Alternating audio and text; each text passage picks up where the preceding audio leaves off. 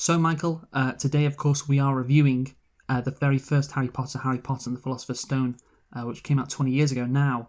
It is, it's a movie that came out quite a long time ago, like I just said, 20 years. So just to refresh everyone's memory, we're going to play a scene from the movie to help remind everybody of the magic of that movie. So you ready, Michael? Ooh, goody, yeah. I mean, I haven't just watched the film, so I'm looking forward to hearing a scene. Okay, let's go. Harry, you're a wizard. I'm a what? A wizard, Harry. I'm a wizard? Yes, Harry, you're a wizard. But I'm just Harry. Well, just Harry, you're a wizard. But I'm just Harry. No, just Harry, you are a wizard. Listen here, Hagrid, I'm just Harry. Harry, for God's sake, you're a wizard. A wizard? I'm just Harry. No, just Harry, you're a wizard. I refuse to believe you haven't got it on repeat. No, just Harry, you are a wizard. I'm not a wizard, Hagrid. Harry, you are This is going to be the whole podcast. Listen here, Hagrid, you fat oaf. I'm not a fucking wizard. For God's sake, Harry, what is with this language? You're a fucking wizard. I don't want to do your fucking spells, you basket case. Stick it up your fucking dick hole. My fucking what? Hagrid, you're pushing me over the fucking line. No, I'm not. You are a wizard. You're going to go to Hogwarts. You're going to do spells. You get a wand. You get a fucking owl. It'll deliver your mail. Deal with it, you twat. I'm gonna fucking put my dick in the owl. It was beautiful that they decided to stick to the dialogue of the original book. Yes. Now, the thing is, you haven't seen that video. No, I haven't seen that video. Oh my god, it's 1.3 million views, released 11 years ago. It was one of the first things I remember seeing on YouTube, and I loved it. And I'm like, you know what? Let's do a nice throwback. Let's play it again. Yeah, and watch the video because it's two it's two characters from fucking like computer animated. Oh yeah. One of them's like a big black guy who's playing Hagrid. One of them's that makes sense. Little white guy with a woolly hat who's played by Harry. And yeah, Harry when he goes mad, he's throwing his arms up in the air. I don't know whoever created that. That is a thing of beauty. Yeah. So yeah, there you go. But so yeah, I lied about it actually being in the movie. It's not. Well, the only thing I wanted to say is that the fact that Harry was being so argumentative, just in my head, made me think for a second about if Ben Shapiro was told that he had to go to Hogwarts, and he'd be like, "Let's say hypothetically, I was a wizard. Why would that obligate me to go to Hogwarts?" I mean, which I think would be much better. He'd love to go to Hogwarts. What are you talking about? That'd be his dream. Yeah. Of course, Ben Shapiro, if he was in the Harry Potter universe, I suspect he might have been a goblin. Ah, okay. That's funny. Okay, that's right. Yeah.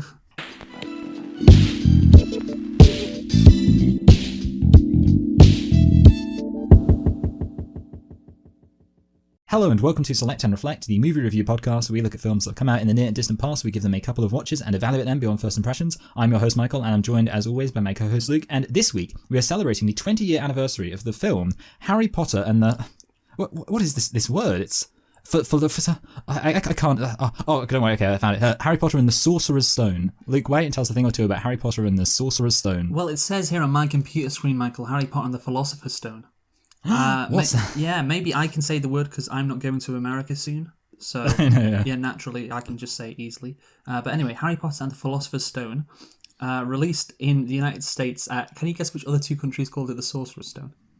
I guess English-speaking countries. So, I mean, Australia is quite racist, which makes you think they're stupid. It's not Australia, no, and it's not two English-speaking countries. Oh, not two English-speaking countries. All right. Well, one of them, I guess, is technically. India. Yes. Oh, good. Okay, yeah, I got it. And then the other one's Brazil. The other one is the Philippines. Okay, yeah. Yeah. So I don't know why they're too stupid as well, along with America, to not call it Philosopher, but there you go. It's a 2001 fantasy film directed by Chris Columbus and distributed by Warner Brothers, the only good thing they've got going for them. Now, to be fair, the new Batman movie with Robert Pattinson could look good. Robert Pattinson is in Harry Potter. He is, of course, he is. Yes, based on J.K. Rowling's 1997 novel of the same name. Oh, that's interesting. J.K.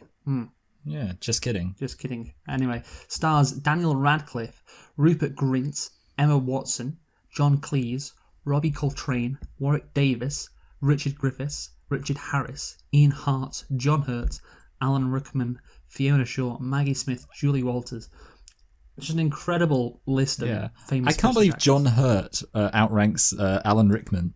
I mean, obviously, I know he's is kind of a more famous actor or was at the time, but like He's not very important in the And film, so it's surprising he- how many people come after him. Is he more famous? Alan Rickman was in Die Hard. Okay, no.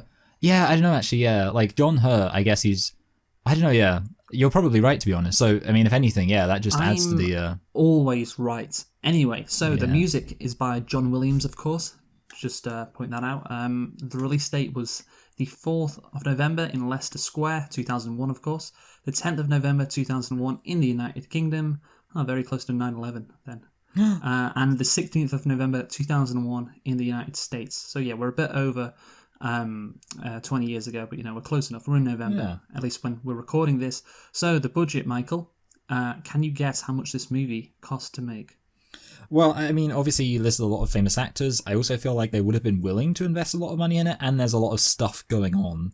All of that makes me feel like it would be a lot. Now, it would kind of be useful if I had like a reference of what other films from 2001 cost. But I think Well, you remember Lord of the Rings, which also is the other fantasy epic from the early 2000s. I can't remember how much it was. That cost, I believe, about 80 million, but of course, they filmed everything at once. So it's probably cheaper than it otherwise would have been as a standalone. Okay, yeah, because I mean, what I was thinking, the number I have in my head right now is... It kind of seems like a lot, but the number I have in my head right now is 100 million. You know what? You're wrong, but it's not too far off. It's 125. Okay, good. So yeah, it's actually higher, which I don't blame you, because I looked at that budget and, for 2001, I mean, considering, this is the first movie as well, 125 million, that's a hell of a lot of money. And considering how much sometimes like these young adult, whatever, like fantasy adventure films can just like flop.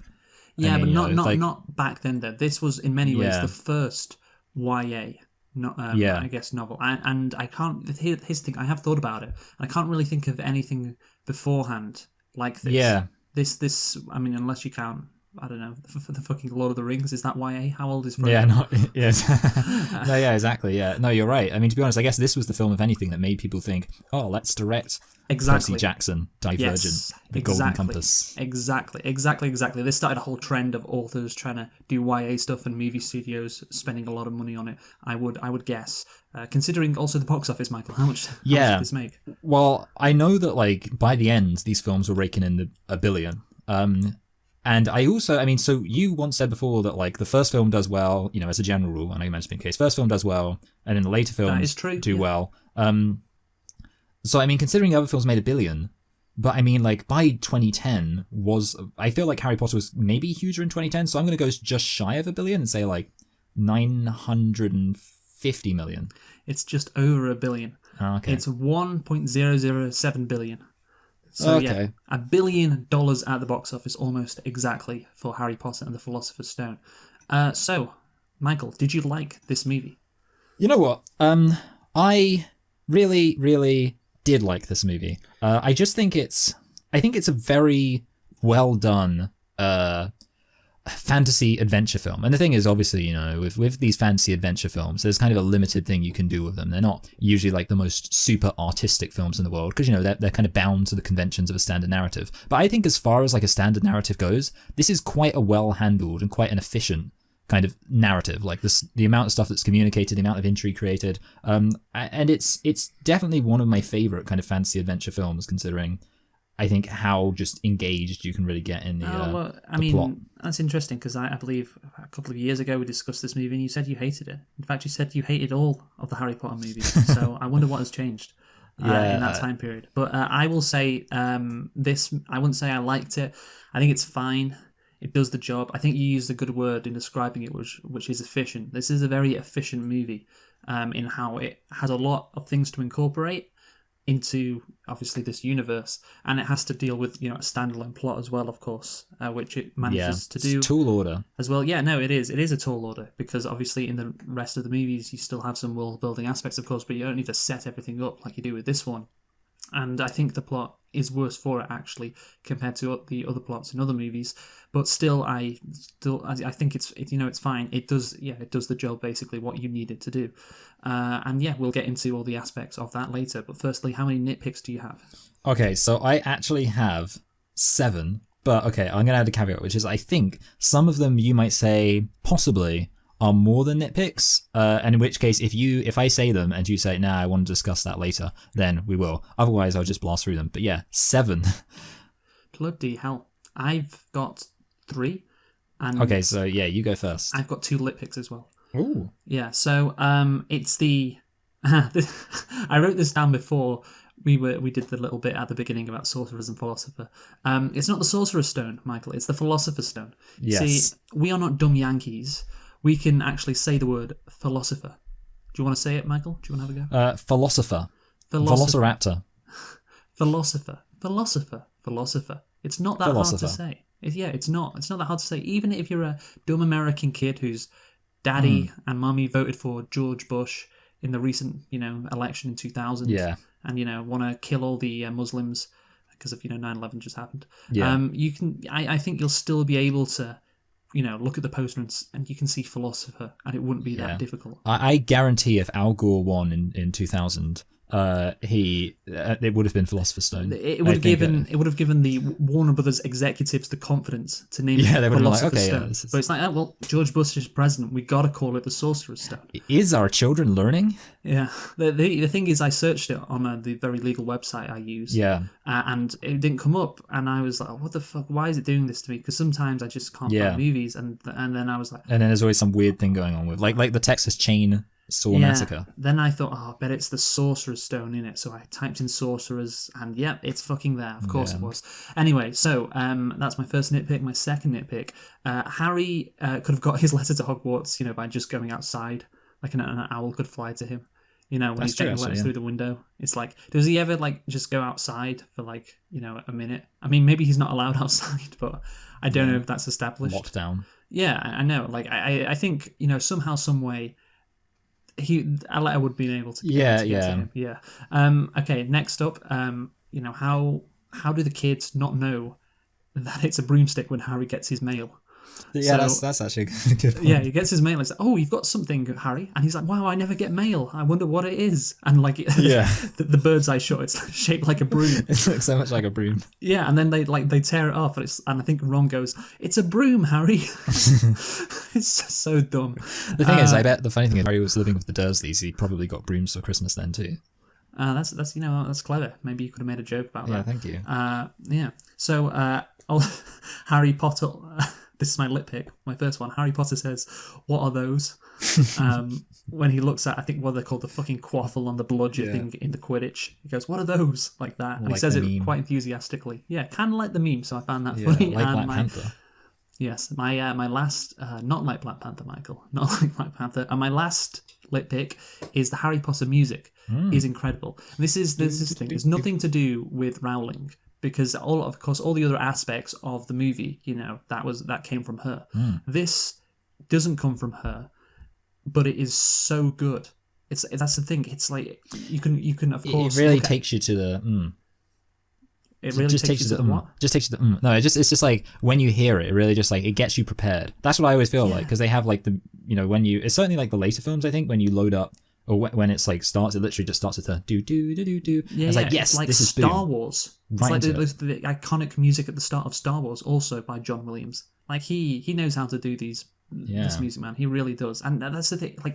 Okay, we've got all the aspects from the books and the music as well. It's just wonderful how they managed to do that. So those are mine. And please be quick with your Okay, so first one, how can the snake read bred in captivity? He points to the bred in captivity sign to communicate he's bred in captivity, but the whole point is that the snake can only understand Parseltongue, not English. If the snake could read English, then why can't it understand what everyone's saying? Boom. Second of all, when Harry finds out that Uncle Vernon and Aunt Petunia knew that about Hogwarts, he's like, "You knew!" And it's like, of course they knew. They've literally been trying to keep it secret from you this whole time. I just find it funny that they've been trying to keep this big secret from him, and then he acts all offended when he's like, "You knew!" And it's like, well, why do you think they were doing it anyway? This one's a very obvious one. It's the whole and then maybe there's an explanation for it, like the 9 3/4 thing. How is it that the Muggles don't see them going through what Especially I was going to bring that up. Okay, yeah. But can we just go back to the second nitpick? Oh, yeah, okay. You said you knew things. How would Harry know they were hiding something from him? Because they were hiding all the letters. The letters... Yeah, but he doesn't know what those letters are. But, I mean, I would assume... See, I would think that he could infer the letters are really important, considering how many of them are coming. So I would think he's like... If I had all of these letters coming in, okay, something really important is happening, then I hear this really significant information, I'm like... oh, okay, that explains why it is they were hiding this information from Okay, me. so you Yeah, imagine yeah, he was okay. putting a lot of stock in the letters, I guess. Yeah, I know. Anyway, Yeah, okay, yeah. Anyway, what's your fourth nitpick? fourth one, and this is again, it's the whole weirdness of Quidditch, where like the Seeker basically is the only person that matters. That's just like a really dumb thing. I was going to talk about Okay, you're coming through nitpicks, and I was going to rant about that in the Quidditch. I thought, okay. Now, this also might be one you're going to rant about. Maybe not. The why does Hermione lie about the troll thing? I actually mentioned this to you when we were talking about the film, like, on Skype a while ago. Basically, Hermione says, I went to go confront the troll because I thought I could do it. But the thing is, she doesn't need to lie. The actual story is she was down in the toilet because I guess she just was in the toilet, which you're allowed to be. And then... Oh, why did she lie? Yeah. So she's like, oh, I went to confront the troll myself. And it's like, she could have said, I was in the toilet, Harry and Ron went to find me, saved me, problem solved. Yeah, her lie is unnecessary. Yeah, but it does put more of the blame on her than it otherwise would be. Yeah. Anyway. And then this one's a final one. Logically, you don't actually have to win the chess game. You just need to move it so there's a clear path. Because obviously they try to walk past the pawns, and the pawns like block them with their swords, implying that's the issue, that the chess pieces are blocking the way. But obviously, if you ever play chess for a decent amount of time, you'll know that eventually the chess pieces kind of move around, and eventually there would have just been a clear path. So they didn't have to play the game to completion, and basically Ron was just being a big chess nerd. I was going to talk about that later again as Really? well. Okay. So this is great, but yeah, the thing is, I just include. I've had a policy for a while now. One of my nitpicks are just things which aren't to do with the plot. For example, when Harry gets his broom, it's got nothing to do with the plot, and I can insert it into here. But that chess thing, it's tied up within the plot, and of course we're going to be talking about the world building in Quidditch. So obviously, I don't know why the hell you included a... Yeah, you know what, actually, to be fair, I hadn't written... You know what, I apologise, but the good news is, in many ways, it works as a preview. People can find out what interesting stuff we'll be ragging on. Okay, so anyway, the concept, Michael, the concept Yes. of this movie. So, a wizarding school for kids is inherently fun and interesting, of course.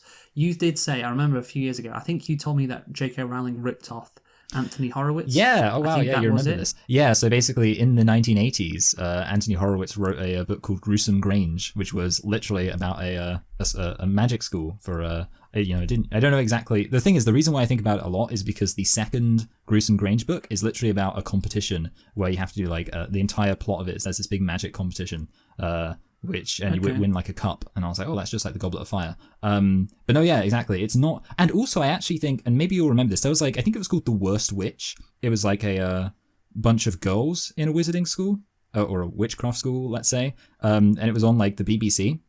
And I always thought that was just like a 2016 Ghostbuster-ified Harry Potter, where it was like a wizarding school, but it was all girls. But actually, turns out that's based on a book which also predates Harry Potter. So, oh dear. Oh, this is getting very interesting. I know, isn't yeah. it? It's really. I mean, yeah. To be honest, it's kind of it is crazy because, like you say, this idea of a school for learning magic is like a really interesting idea. And certainly you can't really give the credit to Rowling for coming up with it.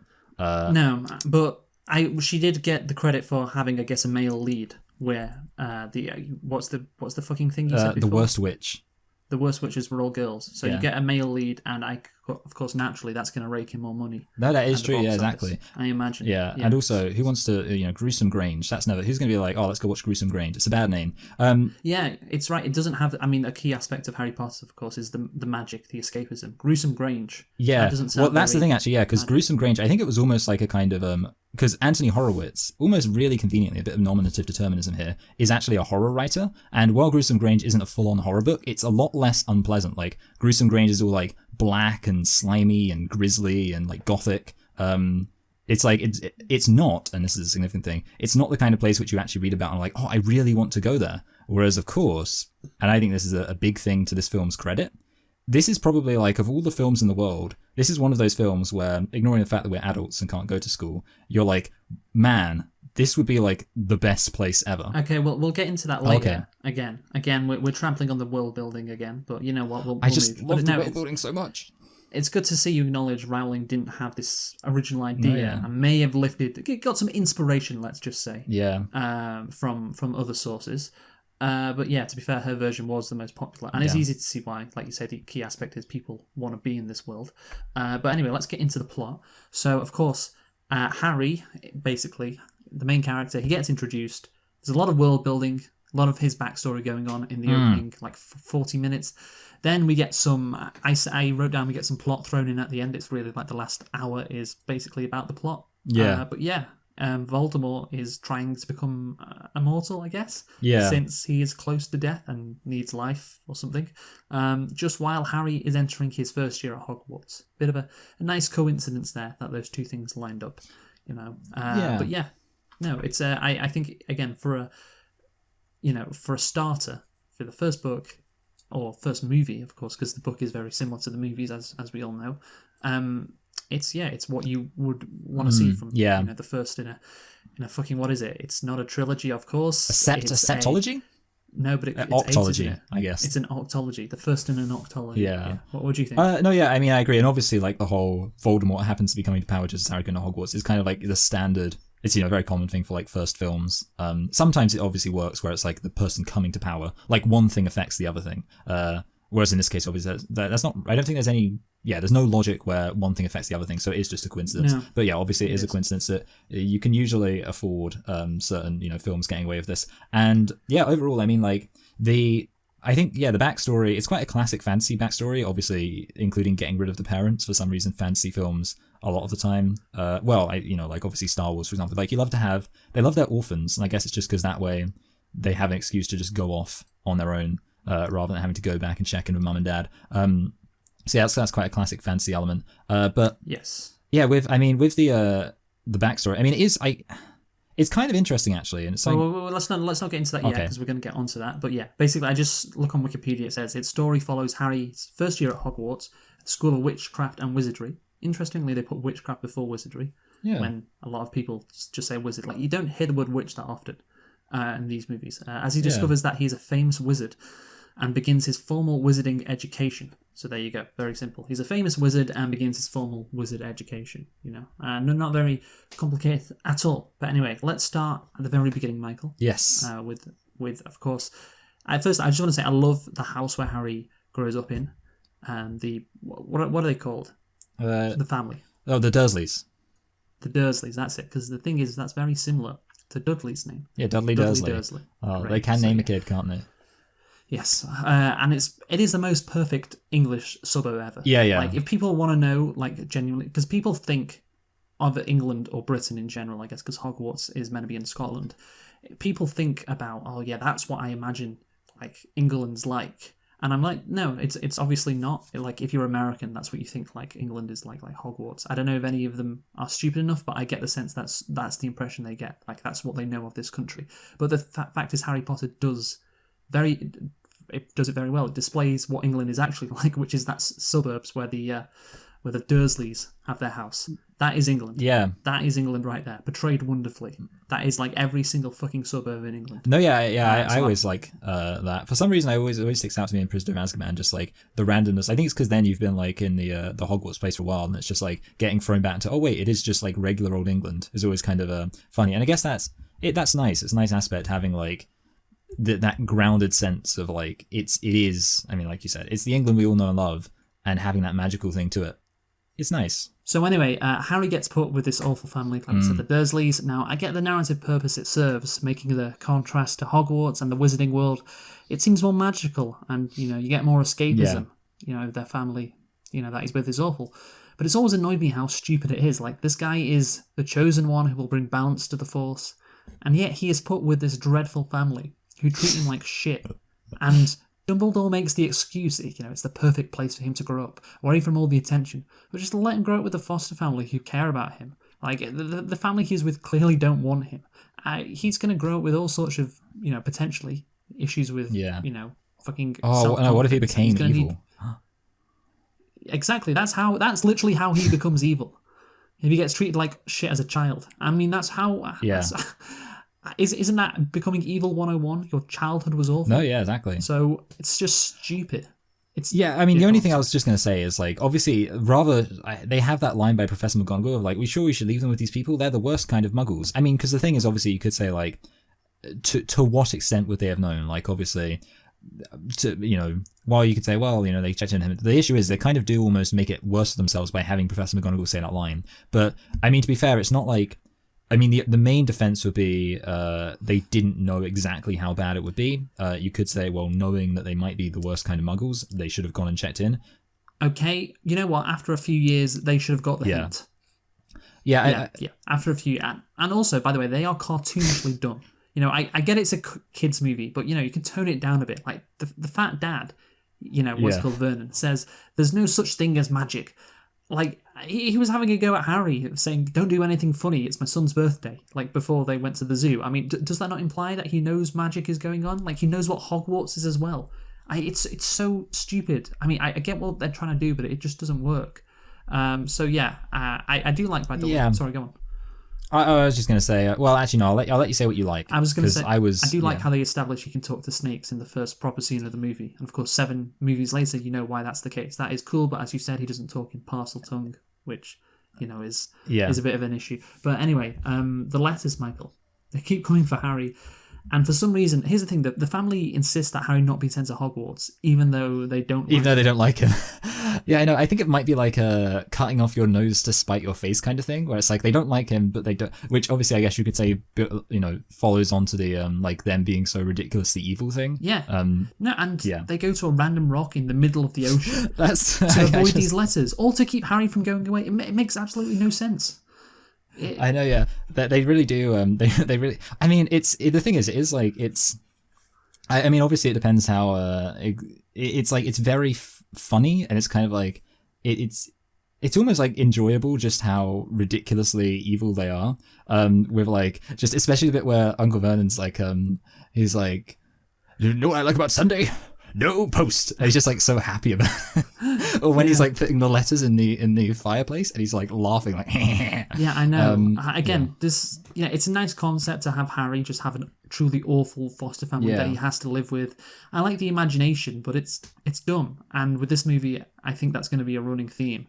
And that's the thing, again, he says when Hagrid comes in the door, like I won't be paying for his schooling to go to Hogwarts. I mean, he doesn't need to, right? It's like Harry gets to go for free. They don't charge him. I mean, do other people get charged? I didn't think they did, because you know, that would be you know, it's a private school, but obviously I imagine it's private in the sense that it's not run by the UK government. It's more like a grammar school. Yeah, but it's run by the wizarding witchcraft fucking Ministry of Magic thing, I imagine. Yeah. In many ways, it's like one of those Islamic schools you hear so much about nowadays. Yeah, you know, it operates independently. Yes, that's It's like, exactly like you hear about nowadays. Yeah, and I would like to see a version of that where it's like some kid and then just like there's just this random like big bearded Muslim guy comes in and he's like, "You're a Muslim, Harry," and a thumping gun I reckon just takes him off to the madras. Yeah, little white kid. Yeah. But that's the thing. It's like, I can't be a Muslim. I'm just Harry. Yeah. You're a fucking Muslim. Anyway, yeah, that's what they want to do. Thankfully, we've got Boris in charge. No, it'd be good for ISIS recruitment, actually. Yeah, we got Boris in charge to make sure that ain't gonna happen. That's Boris is like just sat there burning the Quran, like. Okay, it's a bit of a a bit too far there, maybe. I'm sorry. Yeah, okay, but anyway, he says obviously that again he thinks that all this magic stuff is done, does Uncle Vernon, and it's freakish and silly, but fucking Christ, how could you be that dense? It makes no sense. Like how much people hate. Thank you. The concept of magic, or don't really believe it, considering all the shit they've seen and all the shit Lily's sister, what she called Petunia, had probably seen as well. It's a little bit like people not believing in the Force in Star Wars, and like it's literally like things are happening around them, and like Han Solo like watches somebody blindfolded block a bunch of bullets. He's like, I don't believe in the Force. Yeah, like, okay. I get. You understand why it's there for the narrative purpose, obviously, but you're like, how the fuck could you not see that in this universe that magic does exist? And of course, we have to acknowledge the iconic line, "You're a wizard, Harry," which you kind of already did. Do you know what line I actually want to acknowledge? It's a line that I actually referenced quite a bit. It's when Dursley goes, 36, but last year there were 37. Why? I can't think. It's surprising how many times. I think it's just because it's so iconically like just like a spoiled child, and I don't really know exactly how often and how I'm so frequently able to just reference that line, but it's like somehow I guess whenever anybody's being unreasonable about a number of something, like, okay, so sometimes, for example, my Okay, sister, you know what, Michael? she's mad for potatoes. Michael, we've got a lot of stuff to cover, so I appreciate you going on this tangent, but we'll have to save it for another time. So let's get into Harry Potter's backstory. We'll have to save it for the Pope is gay. Yes, exactly. It's that Harry Potter's backstory, I think, is introduced really well. Yes. Because it is natural. Harry gets bits and pieces from all these places as he enters the Wizarding World. Like you would expect, basically. Like a couple of people say stuff to him, when he's getting his wand. The guy at the wand shop says, "Oh, this is the same one that Voldemort got," for instance.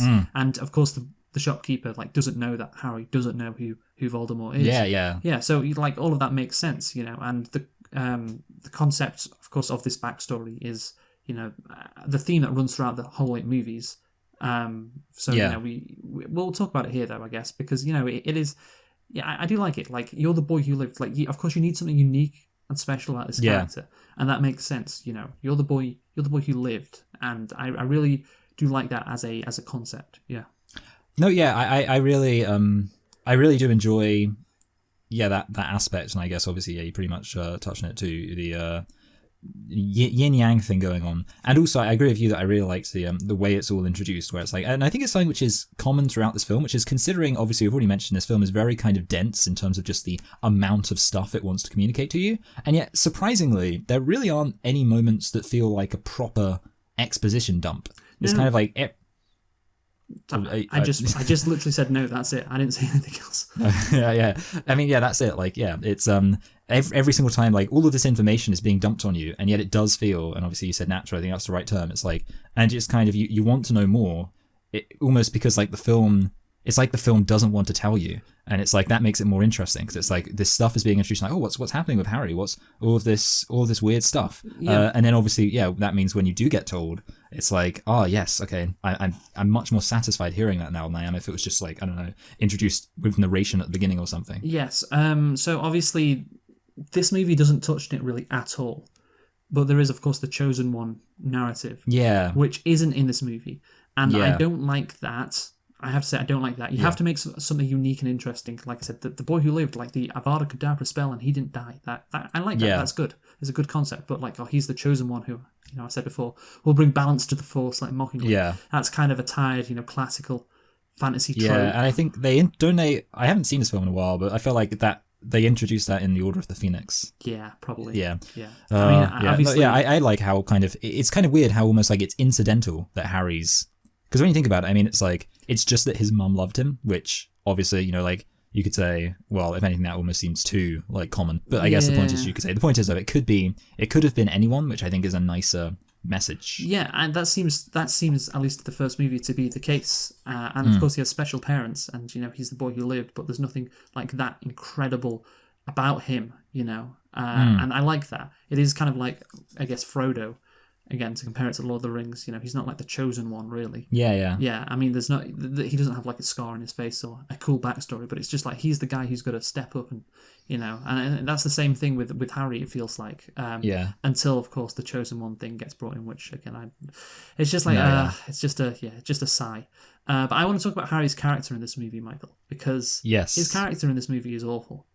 And what I mean by that is he learns so much about himself and his like insane history, and he just takes it all in his stride. Like he just doesn't seem to care about any of this, Like he never has a moment where he sits down with Ron or Hagrid to discuss it all. Like, oh my god, I can't believe why did I survive? Like, how could I survive? The fucking death spell. I'm the only one. He's just really confused about it. And, it's like, why does my scar itch? He just doesn't have any questions about it. He is so uninquisitive about himself. And because, the movie acts like basically, well, the audience knows all of this, so we don't need to dwell on it. So let's just move on. And again, he's just like amazing at Quidditch as well. And, he defeats Voldemort too. And, it's such a... He's a real Mary Sue. Yeah, no, it feels like that. It's just a massive change from his previous life. And he's just like, just move on. It's just like... It's incredible how much he just takes it all in his stride. Like, his whole world has been flipped upside down. And he's just rolling with it. Yeah. There are... I mean, I will say, like, there's a bit where... And I noticed it more this time. Where he, like, when he first gets into Hogwarts... And he's kind of like sat in the dormitory and he's just kind of like staring out and then he just smiles, which obviously it's not quite it's not necessarily like a sort of existential, pondering, which obviously you were touching on, which would be, but it's kind of, at least it's kind of showing him like, you can kind of get the impression he's reflecting on like, wow, this is, this is like a big change in a positive way. Yes, but it is him just staring out of a window. That's all that is. But it is the one moment where you could point to, but I'm like, it's like a moment of reflection. Yeah. Except for the literal moment of reflection. Yeah, literally was going to mention that, Aha. But anyway, so world building now, Michael. Let's get onto that, because this, I think, is one of the most impressive aspects about this movie. So, Diagon Alley. Where is that, Michael? It's diagonally. It's through the leaky cauldron. No, where is it? London. No, it's not. You visiting London. Idiot. It's not, you fucking idiot. Where is it? Where is Diagon Alley? Oh, sorry, I know this. Sorry, I got you. Yeah, okay, yeah, sorry. It's York. Stupid, oh, come on, like, you didn't. The thing is, if you would have said, where is it filmed? But you're like, where is it? And it was like, okay, I get what you mean. Since we went to York University and we have seen Diagon Alley, surely you must have, if we didn't go to York, I would not have been angry. I know, sorry, I like, now, admittedly, it does seem obvious. It's just my mind wasn't in the right place. But York University, which we went to, it's not actually in York University. It's in York. It's the Shambles. York University, yeah. Yeah, imagine if it was in York University. York. The thing about York is it's such like an old town, and you just got the university, which is like some horrible, modern polytechnic. But it wasn't a polytechnic, I think. I felt like calling it a polytechnic because that's what I associate all horrible modern places with. Okay, anyway, it was made in the 60s, I believe, or founded in the 60s. Yeah, and it's like... Yeah, but the Shambles. It is lovely. It is, yeah, there you go. But of course, here's the problem, Michael. Harry's going through Diagon Alley, but he can't afford to pay for any of it, can he? He can't afford to. So he must go to Gringotts Bank. And wouldn't you know it, in this bank there are some very interesting creatures working there. These creatures are, of course, goblins. Now, let's dive into this, I guess, controversial imagery J.K. Rowling has put in her books and movies. Michael, can you please explain why it might be offensive to have goblins in this fictional world work in banks? So basically, the goblins look a little bit like a stereotypical depiction of Jewish individuals. Kind of, let's say they've got big noses. And I mean, apart from that, it's mostly just the big noses. But let's be honest, that's quite an important thing for Jewish people. Their big noses. In terms of the stereotype. Yeah. And also they work in a bank, and there is again, stereotype. Of course, a stereotype based on some degree of actual historical fact, but a stereotype nonetheless, which is that Jewish people. Bankers. They work in banks. They control the world banks, and they use their control of the world banks to influence global politics to advance the goals of the state of Israel. She doesn't go that far, and what? Nowadays she'd probably say, "Oh, that's good. Yeah, exactly. I think she's definitely pro-Israel. Oh, fucking hell! But anyway, that's the thing. This, I love. So I went to see if there was any stuff on this on Wikipedia. Oh, okay. And I found this, again, this is not in the actual movie summary at all. This is on the Harry Potter section of Wikipedia, the Goblin section of Harry Potter on Wikipedia. So it says this: goblins are extremely possessive and will protect their money and valuables at any cost, making them ideal guardians for the valuables of the wizarding world. So they don't just work there, they love their money more than life itself. And Hagrid says they're very clever, but they're not friendly. Yeah. I mean, come on, like, how can you not see this? This is... Yeah, I mean, to be fair, also, it should be beared in mind, though, they are a little bit like Switzerland as well. Everyone likes to put all their money. I mean, who has all of the actual gold in the world? Switzerland. Well, yeah, Swiss people aren't stereotypically depicted as having long goblins. Noses. Yeah. Yes, or as goblins, yes. But that's the thing. Again, it's very frustrating watching these scenes, Michael, because J.K. Rowling, of course, has been one of the people who have, there's been a lot of them, but has tried to criticise, Jeremy Corbyn while he was Labour leader. For being an anti-Semite. Tried to accuse him of hating Jews because of what he said about Palestine. And I get nothing sums up the wretched state of British politics more than this lady, who portrayed goblins as bankers in her books and movies, who was trying to convince people that Corbyn was anti-Semitic, along with the other shitty right-wing Blairites that stood by her side. It's so frustrating to watch, man. Yeah, but, I know that you support Jeremy Corbyn's rabid anti-Semitism. No, I mean, that's the thing. Like, ultimately... obviously the Jeremy Corbyn thing is silly. The thing, obviously it should be bared in mind that there is like a precedent of goblins liking not necessarily money, like not being bankers, but liking shiny things and precious metals. Because, you know, in many ways, goblins are like the foils to dwarves. That's the way they like to hang out in the mines of Moria and all that. But obviously, it is in the strictest sense, technically and undeniably the actual. It is the stereotype, and certainly if if J.K. Rowling is going to turn don't get them hypercritical, going to turn a hypercritical eye to Jeremy Corbyn. I mean, imagine if Jeremy Corbyn had I don't know, made. I don't know, maybe he put out a piece of artwork that had like goblins. Yeah. That's the thing, like this is so much worse than anything he's done. And that's the thing, it's the hypocrisy. I can forgive Rowling somewhat if it was like, okay, you know, well, basically if she didn't go on about Corbyn and try to make him like ultimately, I think it's like there is a degree to which it's just a fantasy trope, which I think, you know, obviously you could say. Yeah, there's a degree to that, and of course you can be blinded by it. And be like, I didn't realise. And I think perhaps it's like that, but given how I have read some of Rowling's work since Corbyn became leader, she very much likes to have real-world views, or her real-world views basically infiltrate into her books. I remember, she wrote a character in one of her books which was specifically like, it was Jeremy Corbyn. And there was this crazy old man. Yeah. I guess that's the one that actually sounds. I want to look up that because that's quite funny. Yeah, and he was like pro-Palestine, like this crazy guy. She's just fucking ridiculous. But anyway, that's the point. Like again, you can hate him, but then you can't do this in your movies. But she did, and again, that's what really stings. Yeah. Also, actually, something else. Sorry, I was going to say something else about this, and this is not a J.K. Rowling thing. But the actual bank has a Star of David on the floor, and this seems to just be the bank Gringotts in this film has a Star of David on the floor. Does it? Yeah, you can look it up if you like. Oh my god, I didn't even realise. Here's the thing though, okay?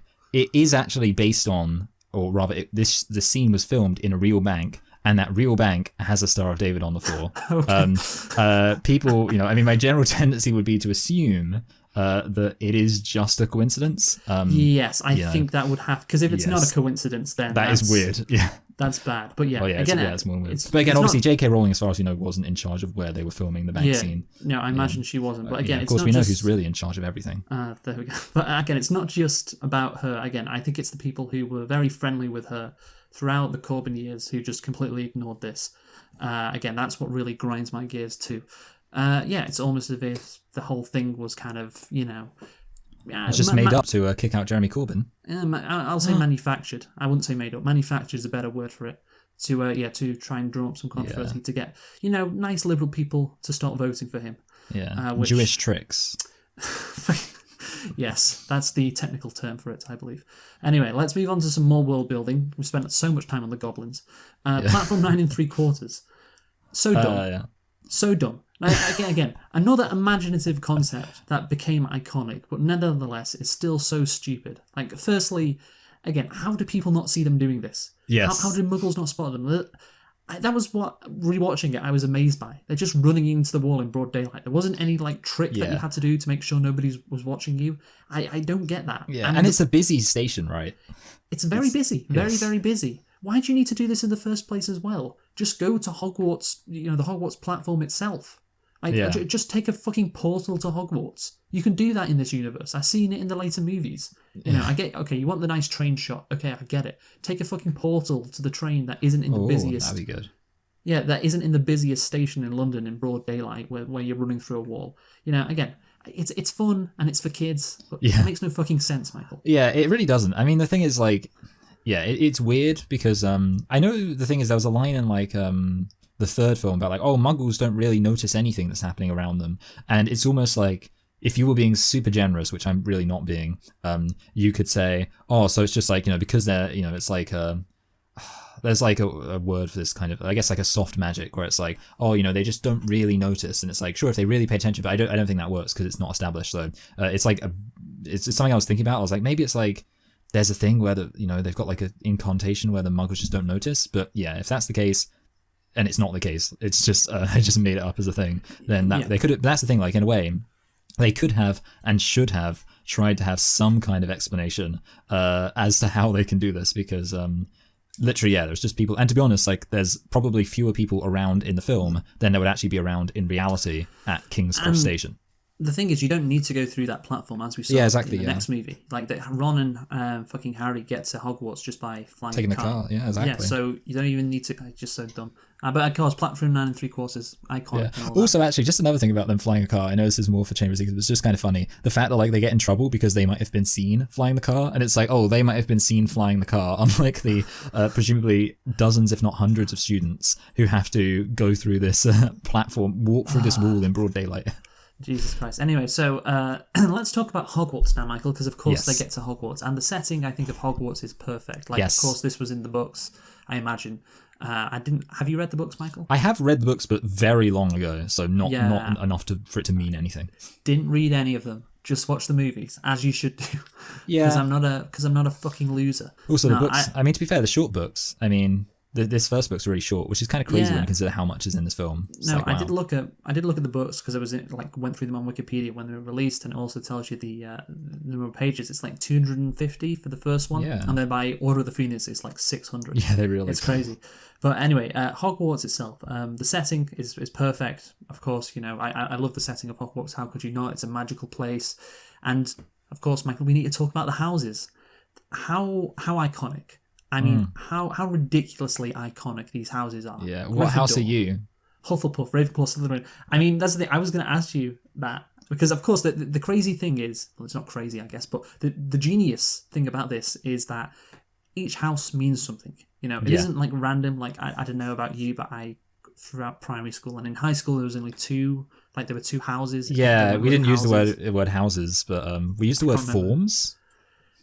Forms were actual classes for us. I can't remember. We were divided into two, and based on I think a tie. Two stripes was one house. I can't remember again what one stripe was another. And then in primary school, I remember that we had 4 houses as well. I was in a house called Bramall, which was blue. I'm sorry, Bramall. Sorry, Bramall. Yeah, Bramall, I believe. Is that a real word? I don't know. No, I don't think any of the houses were real. I mean, to be fair, Hufflepuff's made up. Yeah, no, I think exactly. Yeah, but that's the thing. Like we've been in houses before. Like I imagine if you went to school, you know, in the UK, you probably had something similar. Yeah. But it's kind of weird how this defines who you are as a person. Yeah. From fucking being 11 years old.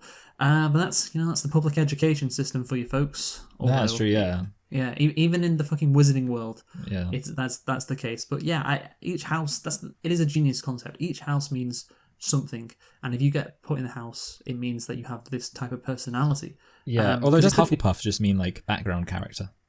Yes. Yeah, that's the thing. It could just be rival houses, but it means something when you join them, and of course Hufflepuff just background character. So let's ask the question, Michael. Are you a Hufflepuff?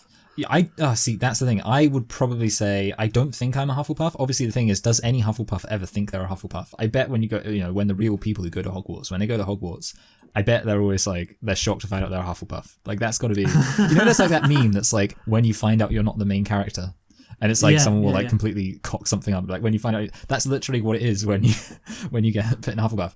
To be honest, I mean, I think the cynical answer would be I'm Slytherin. Probably the more or the less cynical answer would be that I'm like Ravenclaw because I kind of like read a lot and I probably wouldn't be Gryffindor. I am not surprised you said Slytherin. I'd say definitely for you it's either Slytherin or Ravenclaw. Again, I think for most people it's like either or. For me, I think it is either Gryffindor or Ravenclaw. I am not. Again, I'm not Slytherin. I've got a tough one for you, Dylan. You know what? We went. Sorry, go on. I was just gonna say he's such a Hufflepuff. So. No, but the thing is, in final year, when you weren't here. Yeah. It was me and Dylan and a couple others. I think we did a quiz. I can't remember. I think I did get Ravenclaw. Yeah. But then again, I'd done a quiz before and I got Gryffindor. And also, those quizzes are really. I saw like a joke about those quizzes where it's like the answers are kind of like obviously it varies from quiz to quiz, but a lot of them it's like the answers are so obvious. It'll be like, are you smart? Are you evil? Yeah, I think like 12. I mean, I can't remember. I think like 12 of my answers were Ravenclaw, 11 were for Gryffindor, so I'm just Ravenclaw. But you're like a swing voter. Yeah, exactly. But I can't remember what Dylan got. I think he might have got Hufflepuff. I don't know because there was plenty of times I laughed at Dylan plenty Yeah. of times. But I think in my mind, I do remember me laughing very hard at him as when he completed his quiz and he got Hufflepuff. Yeah. But that I may not be thinking of that. I'm not sure. But again, I don't think anybody, because it's what's inside you that counts, Michael. So Yeah. nobody really knows unless you know yourself intimately. You don't really know what house you're going to be at, unless you're a. Yeah, I guess, unless you're very in tune with your emotions and, you go to therapy and you've hashed everything out about you and you have a complete psychological profile, only then will you be as good as the Sorting Hat. Yeah, I feel like the most millennial thing in the world is going to therapy to find out what Hogwarts house you are. That should be like a service on like Pottermore or whatever it's called. Yeah. Hogwarts house therapy. Yeah. No, that's the thing. Like, everyone wants to be in Gryffindor, don't they? Yeah. Everyone That's does. why I think like But- the alpha move is to say you're not in Gryffindor. Because then you're like... No, but that's the thing. If you want to be in Gryffindor, because Gryffindor's about glory, surely that means you should be in Gryffindor. Like, that's the catch-22 about it. Like, if you want to be in Gryffindor, that means you should be in Gryffindor, right? Yeah. I mean, also, I feel like you say glory, isn't it about like bravery as well? Yeah. But I mean, But like, it's- obviously they're attached things. I guess you can't really be very glorious if you're not brave. Yeah, exactly. Yeah, you want attention, basically. You want Yeah. to stand out. And again, like, if you want to stand out, if you want to go to that house because it's the cool house, I guess. Yeah. And maybe it's just because it's cool, but I think there's a bigger aspect which is like, oh yeah, I want to be the one that I want to be basically like Harry Potter, So I want to go to Gryffindor. So and of course he's the main character, and therefore you want the attention. So again, yeah, there is some logic there. What if that's the case? Like the Sorting Hat, like after Harry Potter, because so many fucking famous people have been in fucking Gryffindor. Like, what if Harry Potter? He's a legend. He's in Gryffindor. Like Ron and Hermione. After they Everyone leave, wants they're to be in Gryffindor, and suddenly there's Everyone- Yeah, like 2 people go to Hufflepuff and 5 in Ravenclaw, like 6 in Slytherin, and then Yeah. like 40 people. in But maybe Gryffindor. it depends on the way you want it. Maybe if you want it in a really pathetic way, you still get put. Like if you're like, please put me in Gryffindor, maybe that way you end up in Hufflepuff. You have to want it in like a magnanimous kind of way. You're like, yes, I Yeah. want Gryffindor. Yes, I want Gryffindor. Yes, you say it like that very confidently. Anyway, so yeah, that's again, how iconic is that? Just so iconic, unbelievable. Everyone knows those 4 houses, which is ridiculous, and everyone knows what each of those houses means. And no one's ever heard of Bramall. Unfortunately, not. Yeah. But yeah, we weren't divided by our personalities, unfortunately. But I think even back then, because obviously that would have been like 2000, well, in the mid 2000s, basically. When we got put in our houses, I think everyone just wanted to go in the red house as well because red's cool, and maybe because of Gryffindor. But so yeah, blue's Ravenclaw. So there you go. It was meant for me from the very beginning. Yeah, wow. Ravenclaw for life. Yeah. Anyway, let's get into the classes, Michael. Now, Yes. shall I we? love them. Alan Rickman Potions. as Snape. So good. So good. The difference in acting ability, by the way, is insane between Alan Rickman and Daniel Radcliffe. I know. I always find that funny. Like any film where you got like adults who can act interacting with children. Yes, and the children are the main characters. I know. Yeah. So yeah, it's all about them. That's gotta be degrading. That's gotta be a real Hufflepuff moment. I know it must be. I was thinking like the extras who are like, who have, I mean, who knows if they actually had trained to be actors, but that they've like trained a lot to be actors and they get to appear in this Harry Potter movie and then they're forced to be fucking extras for these 3 shitty little kids who can't act one little bit. Yeah, that must be so. That's so funny. I know, but anyway, so let's talk about the broom flying, Michael. The broom flying class. I found this class really funny. It is, yeah. So, Also, you because- get to see Hermione not be a Mary Sue. yes, good point. No, she's not good at the physical activities, is she? Yeah. So, typical girl. Hey? Yeah, exactly. I mean, is it not me? Rowling said that. So. Yeah. Well, can I just say Take that I over bet if they let biological males play. Actually, you know what? I just realized something kind of ironic. The Quidditch class or the Quidditch sport is mixed sex. Yeah. So it doesn't have a distinction between males and females sports. What a scandal. Yeah. Because I guess. Yeah, I mean, I obviously joked about physical activities, but obviously you just need a. But having said that, how hard you can throw the ball. But yeah, basically because you're on a broom a lot, that's what matters the most. Yeah, because obviously the broom makes it more appropriate for women. That's good. That's clever. But yeah, here's the thing: the problem with this fucking flying class, like Neville, like so this woman, like what's she called, Madame Hooch or something? Yeah, which is a funny name. So she's fucking getting these kids to like fly on all of that shit. But the problem is that like what could happen to Neville? What happened to Neville could happen to any one of them. Yeah, I know. Yeah, And exactly.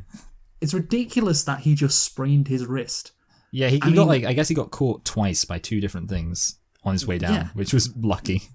Yeah, I know, but like if he could have just died there. I know, yeah. Easily. He could have just died, like instead of spraining his wrist. And that's the thing, like obviously his fucking broom was doing some weird shit because of a spell put on it, but you can imagine one of these kids, accidentally losing control, they're up in the air and just plummeting to their death. Yeah, there is like this whole thing in the background, this entire school of just like the idea of, I don't know, yeah, it's just like the amount of times you can just die.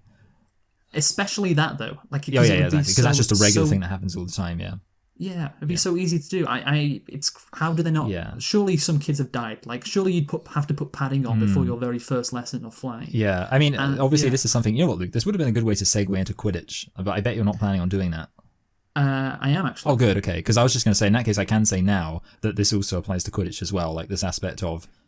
Like, it seems just so easy that you could fall. And it's like, you almost think, again, it's one of those things where you have magic. They could have just had a thing where it's like there's some kind of enchantment that just means, I don't know, gravity works less. I don't know. There's not really any way to make it make sense that you can have people flying up, like, death height basically all the time. And just they can fall off at any point. Yeah, that's the thing. Like, okay, Quidditch, it's a fun game. I love when it's played in real life. I saw that happening once. Yeah, I remember walking back from playing football, a real sport, and just seeing some people practice Quidditch. And I think the guy running it was extremely angry for some reason at like the people, and that was a very funny sight, I have to say. Very mad. They weren't playing Quidditch properly. But anyway, so here's the thing. I like, I'm a guy who likes sports, Michael. I'm a guy who likes sports. I appreciate what Rowling has created in Quidditch because it's it's a very interesting, unique game.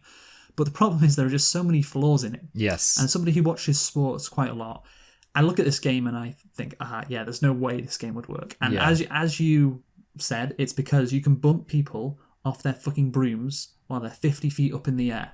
And maybe on the ground you could have this scenario where, okay, if someone's about to fall, they're stopped by the referee, potentially. And there doesn't actually seem to be any referees in the fucking... Yeah, that's a good point. Madam fucking Hooch is like, I want a nice clean game. It just disappears. Yeah, the exact opposite happens, and just there's no consequences at all. So again, there's perhaps things you could do to make it work, but again, if you're allowed to bump people and just fucking run them into the grandstands, and that's legal, then there's going to be a lot of deaths, a lot of broken arms, a lot of really bad injuries. That's just, you can't play. If Quidditch were to exist in this universe, you couldn't play it like that. Or just have a net at the bottom. Like, I'm sorry, maybe it's less magical, but just like a net spread across the bottom of the pitch to catch you. Yeah, well, you could have, I guess, an invisible net. Yeah, exactly. See, that's the thing. This is the problem. The problem with, like, these problems... The problem with women. I'm trying to come up with sports. No, I was going to say, the problem with these things being issued is that, like, the Harry Potter magic is just complete nonsense, which basically means that they should be able to come up with any kind of explanation they want. Like, they should be able to just say, there is a magical net, which stops them. But instead they just have to have, I don't know, like when the keeper, Ollie Wood, is that his name? He gets like hit and he like kind of just floats to the ground and lands on some sand, and it's like, oh, I'm glad that's the way he ended up falling off the broom, rather than much more easily impossible getting knocked off and just falling splat. I know. It is quite crazy how easy it is to just die with the way it's set up. And that's the thing, you could back in the day, this was, according to Rowling, in the early 1990s, no PC culture back then, was there? That's the thing. I mean, she was like Filch, with the old punishments, hanging people up by their thumbs. Like back in the day, people knew how to play sports. Because I remember when I was a primary school kid in the UK, like, of course, when these movies were coming out, fucking Bulldog was banned. Oh yeah, I remember that game. Yeah, we used to push people over who were trying to get to the other side. That was so much fun. It was banned, and that wasn't in the air. Can you just point out, like, Bulldog, whatever you want to say about it, it wasn't 50 feet off the ground. No, yeah, exactly. So maybe back in the day they were like, let him play, let him bump people off. But there would have been so many people like having serious injuries in this sport. Again, unless you have the invisible nets, and again. I also, the game of Quidditch, I appreciate it could probably be played, but I don't know how you just don't like have a situation like in American football where you have one person just get the ball and everyone else like knock them out of the way, and just surely that would be the best tactic, and that would be very boring. Just like American football. Yeah. Oh no, I will say because it's more tactical Yeah. American football. But again, I think the key thing with Quidditch to make it work, from what I can gather, is to make it non-contact. That would work. Yeah. But yeah, I think it's almost supposed to be like analogous to rugby because it's kind of like you get the impression it's never explicitly stated, but Hogwarts seems kind of like a posh boarding school. And within that context, they're not playing football. Also, let's talk about the fucking Snitch. Yes, the Snitch. Right? Let's talk about this. This is, I mean, okay, I get, I do somehow respect the concept, and I like, in the Goblet of Fire when I think Victor Crumb catches the Snitch, which means his team loses. I like that. It's like, oh, okay, personal glory compared to team success. That's a nice narrative thing, even though they don't go into it in the movie. Yeah. But it's so stupid, man. Yeah. It's so stupid. Like this, I mean, imagine it happens in like the first minute as well. I know, yeah. I guess I don't know. You would think they should have a rule to like make it so that I don't know, because actually the games don't have it end last for. Just don't have it end the game. Yeah. I was just gonna say, games can last for like that. That's kind of, you're actually basically right, to be honest. Like that's what makes it crap. Because a lot of people say like it's the fact you get 150 points for it, but really, if there's a thing that makes it crap, it's the idea that the game ends. Because it's kind of like otherwise you could have a situation where you get the Snitch, that's a big bonus, but then so that it's not completely just pointless and one-sided. Or the rest of the game isn't pointless, the other team can get a chance to then get the Snitch next time. So it's kind of like the Snitch is a big bonus. But maybe so. Here's the thing: you have to have a designated sneaker as well. Because Seeker? I think you mean Seeker, not Sneaker. Oh, yes, sorry, not Sneaker, yes, Seeker. Because I was thinking, well, surely if it ends the game and you win, like you'd have 3 people going after the Seeker. Maybe I'm not sure, but that maybe only one person can actually catch it. But yeah, again, it just seems to be. Yeah, not great. I get it. It ends the game. It's a big celebration when Harry gets it, and I mean, you'd at least think like a big tactic would be people looking for the Snitch. They'd like everybody who's playing, whether or not they're the Seeker or not, should be like kind of looking around, being like, oh, there it is, and like point it to the. Because that's the thing. The issue is the Snitch just becomes of such dramatic importance that it's kind of like it makes the entire it's kind of weird because you're watching the rest of the match and it's like, oh look, oh no, this person got hit, and then they hit it into the goal, they hit the bludger, no, not the bludger, the quaffle into the goal and all that, and it's like, but what's the point if it like literally that game, as far as I remember, both sides had 20 points and then Harry got them 150 points, and it's like, doesn't that make the 20 points seem a little bit pointless? Yeah, no, it does, and that's the thing. Like, I think this is one of these rules which, in the world of Quidditch, it would be like you'd have articles writing about, is it time to reform the Snitch rule? Oh, when are they going to get VAR? Or any kind of referee, actually. That's the thing, like, because I imagine this Quidditch game has been around for a while, and you have this problem, particularly, I think, in baseball, like these antiquated rules which don't really work and make the game, I think, really long is an issue. Yeah. And you have a lot of people complaining about it. But then, of course, we can't change the rules because those have always been the rules. Yeah. So maybe you get those debates in the Harry Potter universe regarding Quidditch. Well, so here's the thing. I actually have heard a theory, which I'm going to very quickly tell you. Basically, the claim is that because broomstick technology seems to improve rapidly in the Harry Potter universe, and obviously in the first 3 films we get 3 successive new broomsticks that are each faster than the other. The argument is that basically the Snitch used to be much, much, much harder to get because broomsticks were so much slower. That's good. And I like that. So basically that's what happens. Broomstick technology has improved. Now the Snitch is easier to get, and that's why you only get 40. Also, it wasn't very. I guess they kind of cut. I was going to say, based on the actual length of the scene, it's not a very long game. But I guess you can grant them some. Could say, okay, they cut it down, obviously. So yeah, fine. Yeah. No, again, it's kind of like kicking in the NFL or like the 3-point line in the NBA. Like they move it back sometimes just because it becomes too easy because the players jacking in the 3-pointers rather than working on the post game. I like that how you still remember that. But anyway, so overall on the world building, I'll say I am impressed by it. I think a lot of it is good and thorough, but okay, everything does seem like it has been thought out. It does feel real, like this place could exist, and that's a big compliment. It does feel like it could exist, and you want to go there, and it does feel like and that's impressive. Rowling's world building, and also the filmmaking, the creators the filmmaking who created this, brought this Hogwarts to life, and that is genuinely impressive. And I think that's the best aspect about this movie, and indeed the whole Harry Potter universe. But again, a lot of things when you just think about them a little deeper, like the platform 9 3/4, the fucking Quidditch game. Just like it's quite dumb. On the surface, it's great, and you can enjoy it like a glass of fucking butter beer. But would you actually want to have butter in your beer, Michael? That's a very good point. Yeah, probably not. Yeah, and that's the thing. I just think of everything about this Harry Potter universe, and I'm like, oh, it would be great to live there, but actually, You'd be stressing out about how little of it made sense. yeah. And also, I was thinking about this with Quidditch. Actually, now I'm bringing this up. Wouldn't it be really easy to cheat because the concept of fucking magic exists? Yeah, that's a good point. Yeah, they really need to. It's kind of weird actually that magic isn't used in Quidditch, really. Like, yeah. Yeah, it is weird. To some extent, of course. Maybe there's separate sports which rely on magic, but again, that's the thing. Magic is fucking. You can make the ball just disappear if you want. That's the thing. I don't know how. Okay, so the thing is, maybe you could make a magic rule where no magic can happen in the arena, so you can't get like a spectator magicking the ball away when somebody's about to score. Because that could happen. Point, you know. Yeah, you think about like how fans disrupt matches with fireworks nowadays. Yeah, exactly. Yeah, exactly. So there you go. So there's that, but there's also the fact that before a game, and I was thinking about this, you could like juice yourself in terms of take steroids, but take like a magic potion. And how would you know? Because it's not in your fucking blood DNA, like because it's fucking magic. You can make yourself go really, really fast. You could give yourself incredible reflexes, and there's no way of knowing. And how would they tell you were cheating? So I just think overall, again, sport and magic do not mix. Sport and magic, again, it's that's the thing. tragic. Again, like you think about things for like 5 seconds, and it's like this whole world kind of falls apart. But you know, if you just kind of ignore that, it can be fun. So do what you have to do. Yeah, no, yeah, I agree. And I will also just agree with you that, Hogwarts and this world is a very beautiful one. It's just, it is just like, of all the fantasy adventure franchises, this is the one which, like, you most of all want to live in. Like, you watch Lord of the Rings and you enjoy it, but, you know, and sure, you can be like, oh, I'd like to go to the Prancing Pony, it seems like a fun time. But do you really want to just go sleep in a wood on a blanket?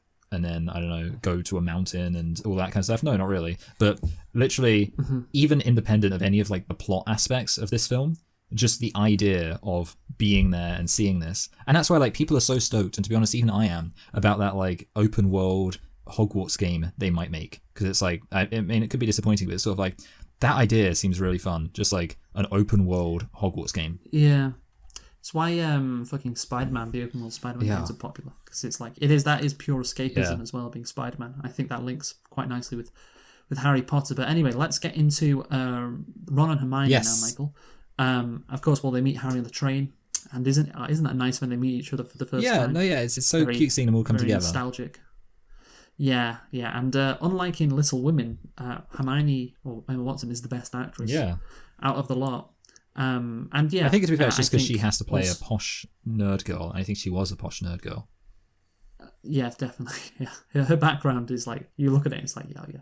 I think I said this before. Like, whatever she did, she would have been very successful. But yeah, Ron is of course played by Rupert Grint. That's his name, right? Yeah, Rupert Grint. Grint. That sounds like a wizard name already when you think about it. Literally was just going to say that. It's just a wizarding name, you know, and of course Daniel Radcliffe less so. But Rupert Grint is decent. Daniel Radcliffe is not a good actor in this, I have to say. I don't know why they made, like, he's always like... He always sounds like astounded by everything or like bewildered. Yes. Like, I can't believe that. Yeah, and he always takes such a long time to say stuff as well. You know, he really stretches things out, and it really makes you notice, like, it does feel unnatural. I don't know why he was directed like that. It just seems like a weird choice. Like, you could have got a better performance out of him relatively easy by making him just not deliver lines like he did. But anyway, you know, that it is what it is. And yeah, it's nice again to see all the young actors, you know, like the ones that played Neville Longbottom. You know, because that's the thing, that they're still there 10 years later on. Yeah. Yeah, and the one that played the IRA-inspired Seamus Finnegan. He's my favourite. Can't really forget. Yeah, that's the thing. I think with that one, with the IRA thing, the goblin thing for Rowling, it's like, okay, yeah, I can see why perhaps, you know, it's just, it's a trope and she went too far with it perhaps. the Irish kid blowing himself up. Yeah, considering what we know that she's inspired by real life events and she puts them in her books, and she wrote this, of course, in the 90s. I have no doubts whatsoever that the Irish character blowing stuff up. I remember when we watched this film back in university, it was like, I think it was literally in like one of the later films, Seamus Finnegan's like talking about doing explosives. You're like, oh, IRA. Yeah. Did I say that? That's the thing. Yeah, it seems. I mean, I don't know. I know that I think I heard that the specific scene of him trying to turn water into rum is just in the film, which kind of makes sense because it's like, so it's like just an extra thing going on in the film because they thought it would be funny, which I guess makes sense because it's like, would J.K. Rowling actually like write? And in the background, Seamus Finnegan was trying to turn water into rum. But I think it's probably true considering how much of a trope it is in blowing stuff up. I think definitely when he blows up the feather, I would suspect that's actually from the books. It is possible, I will say. Oh no, I will say it's definitely from the books. I have no doubts it's from the books. Yeah, because you think of it's a weird concept to add in, considering they took out other side characters. So to add in a side character, or maybe you got to bear in mind this was the guy who made Home Alone. Maybe I was like, you got to have a kid blowing stuff up. I would love to see Seamus Finnegan in Home Alone, just blowing him up all the time. I'm going to ask you a question now, Michael, since we're on these characters, and it's going to be a very controversial question. So there's always this debate. Is Hermione hot? In the Harry? How did you know I was going to say that? I said that as a joke. Okay, this is a good. When does Hermione become hot? Again, yeah, that is the great question. When does Hermione become hot in the Harry Potter universe? So I'm going to ask you, Michael, in the Philosopher's Stone, is Hermione hot? Well, okay. Here's the thing. When I was a kid, I do. How? Okay. No, okay, right. Okay, Michael, fine. You want a yes or no? Honestly, I set this up for you. Seriously, I set this up for you. I was expecting an immediate no, and we move on. No. I just wanted to say that when I was a kid, I remember thinking Hermione was, and obviously I would have been like, I guess 10 myself. So I'm going to use the word pretty. I don't know if I had the concept of girls being hot at that point. But yeah, obviously, as an adult, I don't find Hermione hot. You made this far more complicated than it needed to be. Okay, so I think now it's a good time to move on to talking about the plot. So here's the thing. Like I said, you got a little bit of plot in this movie. It's about an hour and a half in. The plot really starts getting going, which is, of course, weird because, not normally the movie... Well, in movies, the plot starts... The movie is the plot. Yes, exactly. But, of course, you're introduced to a bunch of stuff in this wizarding world. And, naturally, throughout the movie, you get bits of drops of information here and there. Gringotts Bank gets broken into. Somebody who's... Third floor's out of bounds. Yeah, looking for what was in the vault that Hagrid went into on the same day. The troll gets let in as a diversion, of course. I do have a problem with how Harry makes that leap in logic that Snape was using it as a diversion. And he also makes this leap in logic in that the person who gave Hagrid the dragon was trying to get information from Hagrid about Fluffy, which is, I have to say, completely out of left field. An 11-year-old kid to work that out without Hagrid mentioning the conversation he had with a stranger in the pub about Fluffy to Harry, but, and he works it out before that it's ridiculous, Michael. I just think... Yeah, I do agree with that. Like, when it was happening, I was like, why would I was thinking to myself, like, is there something else he's going off there apart from just the information that Hagrid wants a dragon? And yeah, it is weird that, like, it would have been just as easy to have Hagrid actually say, I got it from some fella down at the bar. Or why did you say bar? Pub. No, that's what he did. That's what he did say. Yeah, no, but what I'm saying, say that, like, before, like, kind of casually, and then Harry could have his leap of logic of, like, who do you think the fella was who gave him the dragon? I think that's what he does do. I'm saying that is a leap of logic to assume that this guy who gave him the egg was after information about Fluffy. Yeah. I mean, that's true. Sorry, I thought it was even more of a leak of logic because I couldn't even, I was I do get still movie. I know. Sorry, it's just like it's quite a long movie and there's quite a lot in it. Okay, so that's my excuse for everything. Yeah, again, Harry just being able to magically work stuff out it ain't great. Again, you need a better setup there for those two instances, particularly the latter one. But anyway, so the trio discover Fluffy is guarding the Philosopher's Stone, a magical object that can turn metal into gold and produce an immortality elixir. So, of course, the mystery is why does this person want the Philosopher's Stone? And then, of course, we find out what the stone is, and we find out Voldemort is drinking the unicorn blood and wants the Philosopher's Stone to extend his life. And I like that. I do. I like that because the pieces make sense. Makes sense why he wants the stone. Makes sense why he's drinking unicorn blood. I would like to see a couple more mentions of unicorns throughout the movie. I think that'd be a bit better. But I like that. Yeah, it is a bit random. Yeah, I like that mystery aspect. I have to. That part is good. Yeah. I like it too. I mean, I do like the fact they do drop these little things throughout the film about it, and also I kind of like just the research aspects, like of them. They go to the library, and I think for some reason the Hogwarts library is like a real. I know, I really like it just because it's like you get all these old books, and I also think a lot of my favourite missions in the Harry Potter video games are in the library. So I like that and going to the restricted section. And I also think, that's a good example of kind of the efficiency of the film in terms of like he goes to the restricted section, and then he sees Snape and Quirrell, and then he sees the mirror, and it's like several things just following on from each other quite naturally, which I really liked. But yeah, no, that is a good point. Like when things happen, I thought about that a few times. Like, you know, you get bits and pieces of information like all in the same scene, and it's done really well. That's again very efficient. Yeah. And just the only other thing I was going to say is that I also like the idea of, and this is almost, it's kind of in some sense, you could say, not necessarily world building, but relating to the larger plot, which is like establishing this idea of the overarching threat is Voldemort is trying to come back. So it's kind of like, I think that's very good in terms of not just obviously making you invested in this film, but establishing this is the threat for the entire, or, you know, it turns out it's not for the entire series because he comes back, but, you know, the entire threat as far as you're concerned going into the series is Voldemort is trying to come back, and it's like, he's tried this method, he's going to try another one maybe. Yeah, and that sets it up, so that's good as well, yes. I will say I've got a problem with this. This can't just be a nitpick. How they find the unicorn. Because, of course, the trio get detention with Malfoy and are forced to go into the Dark Forest, even though it's forbidden to kids to go in there.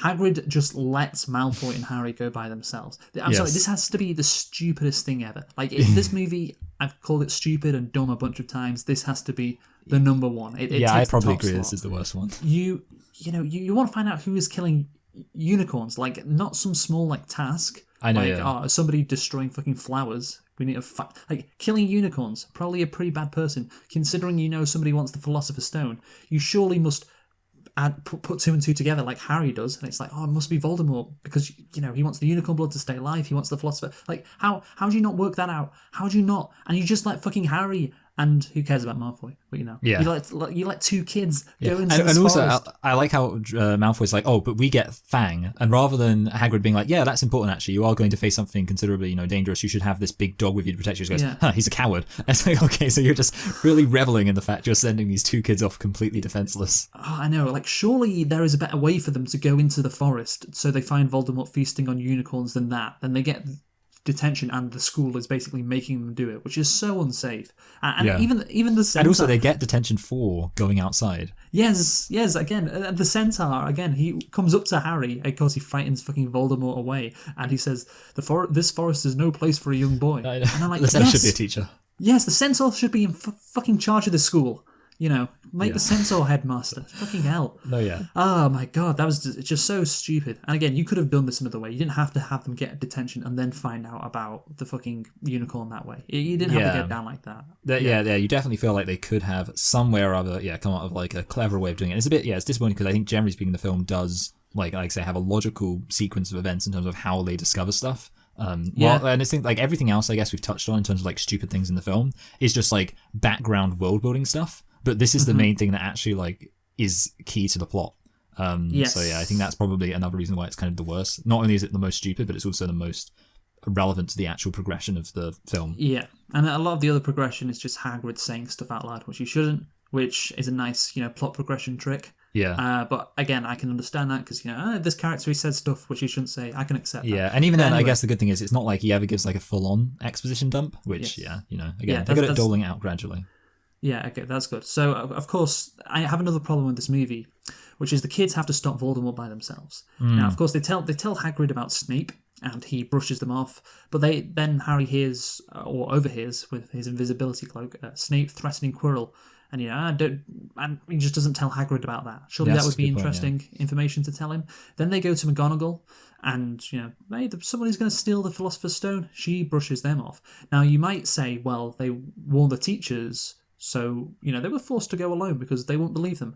But they didn't tell McGonagall about all the information regarding Hagrid and the Dragon Egg. They didn't tell McGonagall about Snape either. They didn't, Yeah, maybe they try everything and she still brushes them off. But at least try. And it seems to me that the movie just takes the bare minimum effort to say, hey, look, they did the reasonable thing. They went to the teachers, but the teachers rejected them. So what are you going to do? I guess they're going to have to face Voldemort alone then, and they're not going to have any help. Do you know what's kind of interesting, actually? I just thought about it then. It would have been interesting if they would have tried to go to Quirrell, because they'd seen Quirrell be threatened by Snape. So they'd be like, oh, Quirrell is clearly against Snape. So they went up to Quirrell, like, Quirrell, you got to help us. Snape's trying to... And they just, explain all this information to him. And then Quirrell's like, yes. Okay, don't worry, we'll go down there together.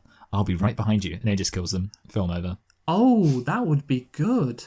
That would be good. Yeah. That's because he goes down them with, because another nitpick I is have how does Quirrell deal with all of the different things down there?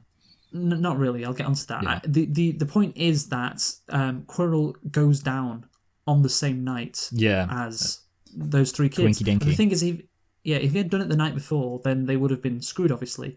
I mean, you can't really tell the passage of time in these movies. So from when Hagrid talked to the guy in the pub about Fluffy to the time Voldemort goes for the stone, who knows how long that took? It could have been like 3 weeks. Yeah. But, you know, the thing is, you know, they go down together on the same night. It's a bit of a nitpick, like an hour apart, perhaps. But if Quirrell goes down together, well, you solve that problem. And, also, it's like it makes the twist even better at the end. Yeah, I'll tell you what, I should. Move over, J.K. Rowling. I'll write these books from now on. Yeah, no, good. You should write the fucking Tales of Grindelwald or whatever. Yeah, that's true, yeah. Because those movies are shit, so you should definitely step in for her. Or whoever is writing them, because I don't know how much influence she has. So anyway, let's get on to, again, what is a very frustrating aspect about this movie and the plot part in general is there is just the most pathetic defense for this very important stone, this Philosopher's Stone. You have these dogs, Fluffy. Yeah. They're very easy to beat because you play this little harp, do, and if they're not, do the fucking Avada Kedavra spell on them. I don't know why. That's a good point, actually. It's so difficult. Yeah. What can Avada Kedavra kill? I assume exactly. Yeah. And then you have, of course, the Devil's Snare. Literally just relax. Which can be stopped with a simple spell or just relax. Yeah. And the key room, which isn't that hard to get the key. Yeah. Then a fucking chess game. Which, I don't know the rules, regarding the players. Can you just stand at the side, until you win? Can, like, Ron jump off his knight? Yeah, I never got... Yeah, that made no sense to me. Yeah, plus can't you just... I swear you can just, like, walk around the outside. Yeah, exactly, yeah. But anyway, don't forget, Michael, the stone is quite safe, unless you can win a game of fucking chess. And again, as I pointed out, apart from anything else, you clearly don't need to win it because all you need is like a path. So even if you can't walk around the outside, as long as you draw out enough of the or kill enough of the pawns or whatever that you can get through. So there wasn't a door that opened once they won the game. No, I don't think. No, I think you just have to. They could have. I mean, they could have just written that in, I guess. Yeah, exactly. Yeah. Yeah. Of course, the funny thing is actually that the final mirror, according to Dumbledore's logic, is sort of unbeatable because he basically says, well, what he says is that in order to get the stone, you need to want it, but not want to use it. Which I guess in some sense, that's like, well, that should probably do the trick on its own. And obviously in that context, it's like, it basically means Harry had to be there because he didn't want to use it. Yeah, no, that's what I think. Like, all those trials and tribulations, of course, they're meant to show each of the characters, they've got something to them. Like Hermione's smart, Ron's good at chess, which never comes up again, and of course Harry's, I guess, brave. Harry's loved. Quidditch, yeah, Harry's loved. Yeah, I will get onto that in a bit, but yeah, I've said this phrase a couple of times. Good imaginative concepts. You've got to do all this thing to get to the end. Don't really make a lot of sense, especially as again at the end of the fucking trip, like there's no chance Quirrell is getting the stone because he wants to use it. So therefore, so it's basically just to be honest, it's just the teacher showing off. Yeah, no, it is. And to be honest, like in the world of magic, I don't know how you just I don't know how you have to guard anything. Yeah. I don't know how you have to just fucking make it fucking invisible. Yeah, that's what I was thinking. Like, to be honest, like they, are any of these challenges harder than just a solid brick wall or something, Like, it seems like yeah, it's a bit weird. Yeah. Yeah, just fucking put a fucking invisibility cloak around it and hide it in a shed. It sort of reminds me of how the labyrinth is supposed to be like stop you getting out of it, but it's like, why don't you just build a wall? You don't need to have this massive maze. It's like, you can get out if you can find your way through the maze. And it's like, well, just if you don't want to get out, just build a wall. I know. It's it's dumb. Again, it's like it's imaginative. Oh, isn't that a cool concept? Yeah. But actually, when you think about it, not that good. But anyway, there is a twist at the end, and that is Quirrell is the one who's been helping Voldemort, and he has his head on the back of his head. It's what a reveal. Decent twist. Never I'd trust say, a man with a turban. Even though it was quite obvious Snape wasn't considering how evil he was being. Yeah, so. It's one of those things which is definitely like, I think for a kid, that twist is almost, I don't think a kid would detect that twist. An adult, I definitely think that's the case. I'm reminded when I watched Furious 8, Fast and Furious 8, or just F8, with Dominic with a kid, Toretto. And he was surprised that Jason Statham came back to life in that movie. Oh wow! And I was like, that's the most obvious thing ever. But there you go. So yeah, kids are dumb, Michael. Yeah. Kids are dumb. And thank God we never were. Yeah, exactly. No, kids. yeah. Yeah, no, you've always thought Hermione was half right Yes. when you were an adult. Good. Oh dear, yeah, sorry, yeah. Yeah, you shouldn't have said that. You shouldn't have given me the ammunition. But anyway, so, of course, a couple of problems with the ending. Quirrell, when he has to kill Harry, decides to strangle him, not shoot him with a spell. Very convenient, as it allows him to be turned into stone. And then you have the bullshit about Harry's mother sacrificing herself for her, which meant his hands can turn Quirrell into stone. What is that, Michael? Yeah, that is... There's some bullshit in this universe. Yeah. And then there's that. It is like a really weird... It kind of almost makes me think about, for some reason, the Lightspeed RAM in Star Wars The Last Jedi, in terms of being something which is like, just as an isolated thing, you're like, okay, I mean, I guess, but then like you think about it, you're like, that seems like actually... the like, how does that work within the wider logic of this universe? And it's definitely like, if you have this logic of if a mum sacrifices her life for a kid, it leaves a mark on that kid that means that evil people will turn to stone if they touch you. And it's like, that's the logic there, and like how exactly that works creates a lot of questions, and it's a bit weird that it does become like, and I feel like, they could have sorry, Michael, just to say, it may be answered in the following movies, but of course in a standalone movie, this movie, that also is not answered. It's the other weird thing about it, and this is something which I will say, actually, I'll just say as an aside, I do actually like the twist with... The one thing I wanted to give credit for, the twist with Snape, and particularly because there's a twist later on, one of the other Harry Potter films I'm going to get into, it isn't done, but it's like every single time that they suspect Snape, there is a reason for why he's doing what he's doing, which seems like it should be the bare minimum, but like, in a later Harry Potter film, there's a thing, but that's not the case, so yeah, I just want to give credit there. But the one thing I wanted to say is that, like, and this is an issue on two levels, they never really, like, established Quirrell as, like... Quirrell as, like, really evil. And that's kind of the thing, like, so the two issues of that. One, it kind of makes the whole, like, oh, Quirrell gets burnt because he's, like, so evil. It doesn't really work. It's like, if he was, like, really evil, or something about him was just, like, the most evil thing ever, then that would make sense. But also, it kind of just makes Quirrell a bit of a weird villain, because it's, like, kind of when you look at it, you're just like, what's the deal with Quirrell? In some sense, he is, like, the main villain of the film, and yet you don't really come away from it, like, why is he well, evil? He's got no motivation. Yeah, no like the backstory. logical thing would be to know- assume he's a former Death Eater who snuck into, like, which... We don't even Yeah, know exactly, what yeah, Death that's Eaters the are, thing, so- yeah. Like, so you can assume, well, I guess he is a follower of Voldemort, but I guess, and that's the thing, by having the twist, the film kind of sort of shoots itself in the foot, although they could have had at least some slightly more substantial reveal with the thing. And the other thing I just wanted to say, which I think would solve anything, you mentioned the idea of, like, they should have had unicorns be a bit more of a thing rather than just having this one isolated scene. They could have had a thing where it's like the fact that, like, if they really established that killing unicorns is like the worst, most evil thing you could do, then maybe it could be like, okay, so that's why Quirrell's, like, so, like, badly affected by this love magic. You'd be like, okay, because Quirrell's, like, super evil. Because otherwise, you are left the question of, surely there's people who are like there's nothing so evil about Quirrell that you're like, surely this love magic thing is a pretty significant force. But it's like, okay, you need to kill a unicorn, and that's like the most evil thing you can do. And you're just like, okay, I guess maybe not that many people have killed unicorns. That's just a thought, like how to make it work maybe a bit better. Yeah, I guess so. But, if he's already been Voldemort, he's already evil. So I don't really think you need to see him be more evil. But anyway, so let's talk about... Well, I just want to say on the plot, just to sum up, it's a bit boring. Like, that's the thing, it takes just under an hour. So naturally, it does feel tacked on and underwhelming. And I guess that is inevitable. Like, when I think back about watching The Philosopher's Stone, I was like, oh yeah, that bit of plot on the end, it's just a bit shit. Just, it has to be there, I guess, to make it... To make the movie work, and of course the book work too. But let's talk about the bullshit ending with the points, Michael. So Gryffindor gets 110 points out of nowhere. And the thing is, of course, they've been bad, haven't they? Yes. The kids, they've done something bad. So I would be so aggrieved if I was Slytherin. Yeah. You could fix stuff as well, because Neville gets it. Like, I think you could easily fix things so you get more points. Like, if you have to stop someone going out of your dorms, and like there's two people who do it, and the person who goes out of their dorm loses like 10 points, and the two people who try to stop them get 10 points, that's a 10-point gain. I don't know, just... Yeah, well, that's kind of the thing with the troll too, where it's like Hermione loses 10 points, but then Harry and Ron get 10 points each. Yeah, exactly. Go rescue it. And the thing is, obviously these different professors are aligned with different houses. Yeah, that's another thing. And I was thinking that too. Dumbledore is a former member of Gryffindor, I do believe.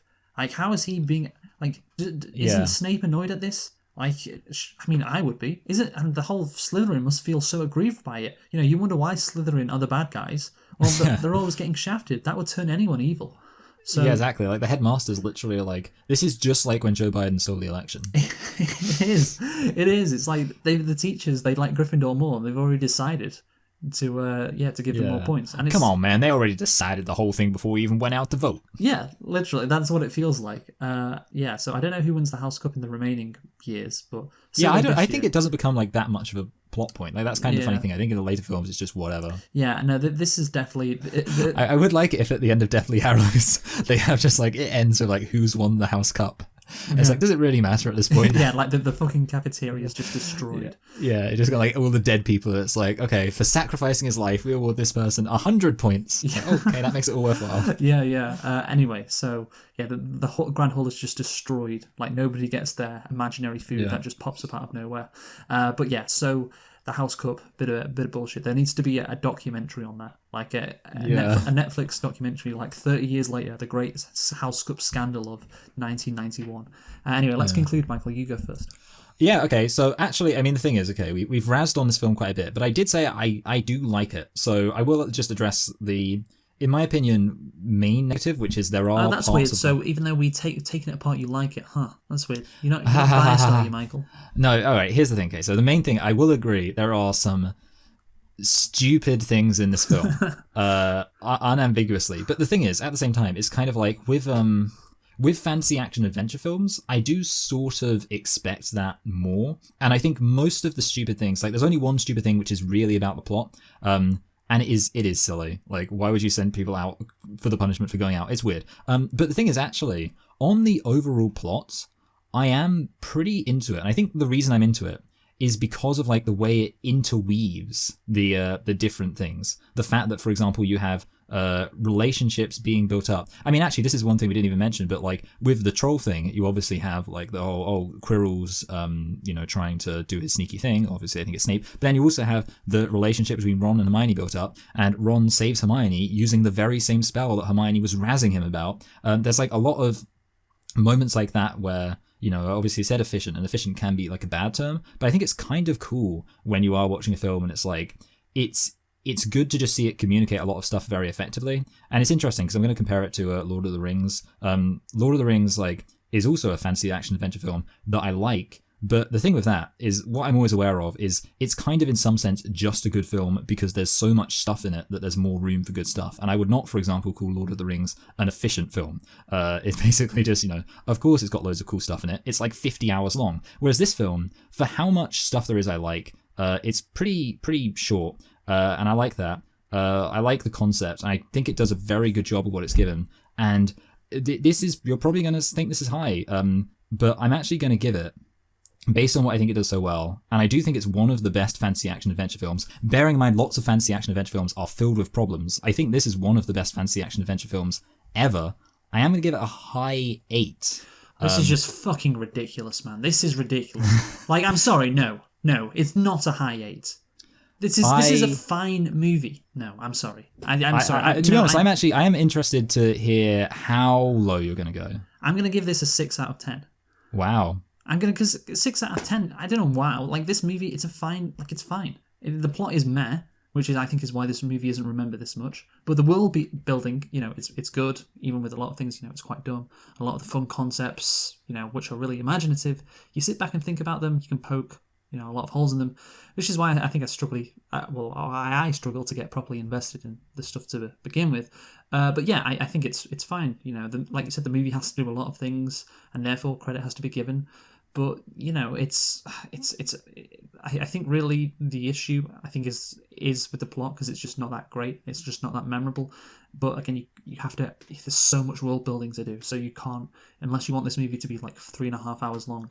You have to have the movie be like this. So yeah, it's a 6 out of 10. And yeah, I mean, I will say, I think here's the thing. There's one difference. I think is that obviously you're talking about like the plot really only kicking in like later on, and obviously one of the things I'm saying is I like how the plot's kind of interwoven. I think for me it's not interwoven though. It's really not interwoven. Like there's a couple of bits and pieces, like I said, but it's really not interwoven.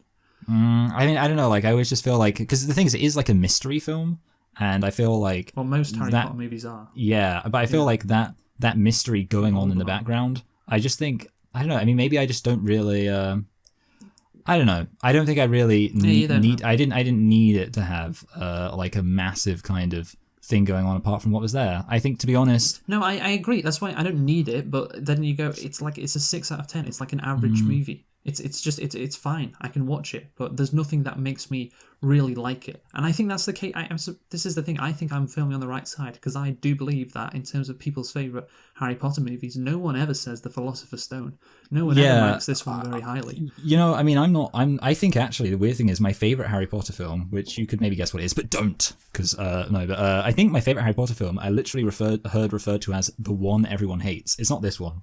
Which is it? Should I tell you? It's Chamber of Secrets. Yeah, so everyone doesn't like that one. Everyone likes Prisoner of Azkaban. I like Goblet of Fire. I think Prisoner of Azkaban's overrated, but I do think it's good. But that's the thing. Nobody has really any opinions on this. I think that is people true. Think you do have the majority opinion on your side. Yeah, again. So there you go. So let's analyze, Michael, why you may have given that score. No. Okay. Here's the thing. I want to stress. Okay. I don't like apart from anything else. So like the interesting thing is the two films I really like are the Christopher Columbus films. So in some sense, you could almost say that if there's any bias I have, it must be towards Christopher Columbus. And of course, J.K. Rowling, the film she's been most involved in, and the film she literally like wrote the screenplays for, are the Fantastic Beasts films. Oh, what is that? I didn't know that. Yeah, didn't you know? Yeah. So basically, So J.K. Rowling, she obviously didn't write the screenplays for these films. She wrote the novels, which is obviously a big thing. But like the actual adaptation and like deciding how to translate it into films for the Harry Potter films, that was all done by like professional screenwriters. She literally wrote the. She literally wrote the screenplays, and and they're not good. So obviously, like I will say, while I can understand the accusation that I may be simping for J.K. Rowling, honestly, I think if anything, okay. Here's the thing.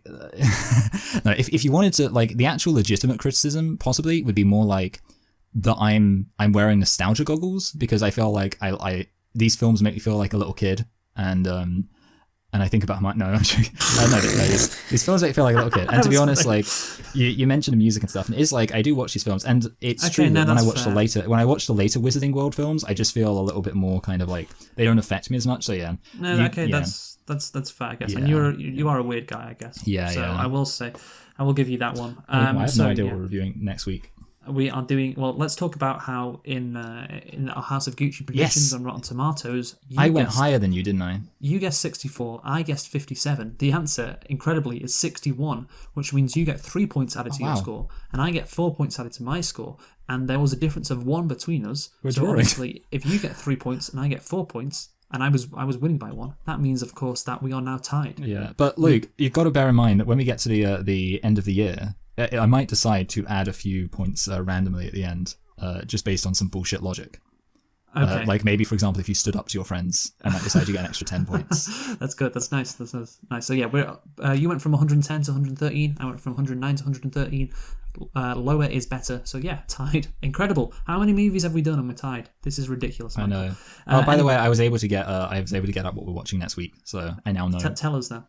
Next week, we are watching West Side Story for the 60-year anniversary. Yes, and because the remake. Because the remake is coming out this year, which was meant to come out last year, but it didn't because of COVID, and it's actually timed up nicely because it is the 60-year anniversary, which is great. So join us for that next week. We've been selecting and reflecting on Harry Potter, the Philosopher's Stone. Join us next week for West Side Story. Who have you been, Michael? I've been Michael. I've been Luke. Thanks for listening, and goodbye.